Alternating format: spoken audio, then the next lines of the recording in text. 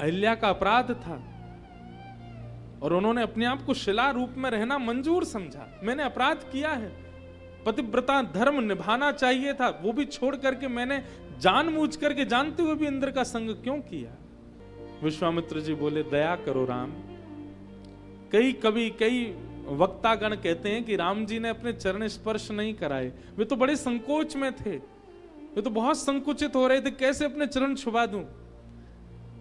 लेकिन ठाकुर जी ने जैसे ही चरण उठाए हैं शिला के ऊपर, चरणों में से रज अपने आप ही गिर करके, मानो रज जो है, मानो पृथ्वी के कण जो हैं, वे भी राम जी के संकोच को समझ गए कि प्रभु बहुत संकोच में हैं, चरण रखने में उनको बहुत पीड़ा होगी।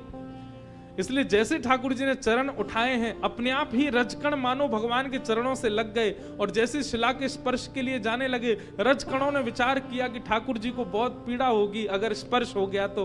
पहले ही रजकण नीचे गिर गए और शिला से प्रकट हो गई अहिल्या, मुक्त हो गई अपने श्राप से।